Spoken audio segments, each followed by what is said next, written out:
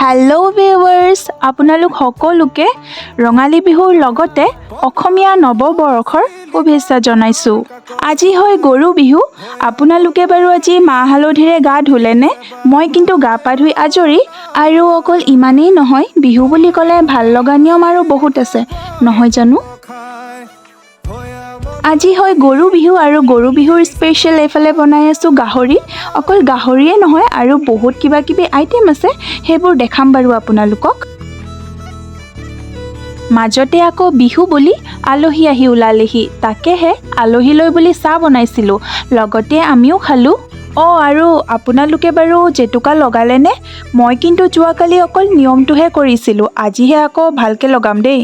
এতিয়া মই খাব লৈছোঁ দুপৰীয়াৰ ভাত। আজি আকৌ পঁইতা ভাতহে খাব লাগে দেই, সেইকাৰণে মই ইয়াতে লৈছোঁ পঁইতা ভাত, লগত জলকীয়া আৰু নেমু, আৰু এইফালে আছে সৰু মাছৰ টেঙা জোল, আৰু হয় এইটো আমলৈটো, আৰু লগত আছে বেতগাজ আৰু টিকনি বৰুৱা ভাজি, আৰু এইফালে আছে গাহৰি, আৰু লগত আছে ঘৰতে বনোৱা ৰহি সাজ, আৰু লগত আছে পানী।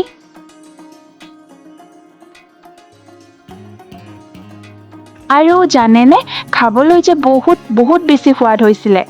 আৰু আপোনালোকে বাৰু আমলৈ টোপ খাই ভাল পায়নে? কমেণ্ট কৰিব। মই কিন্তু আমলৈ টোপ, গাহৰি মাংস এইবোৰ খাই বহুত বেছি ভাল পাওঁ।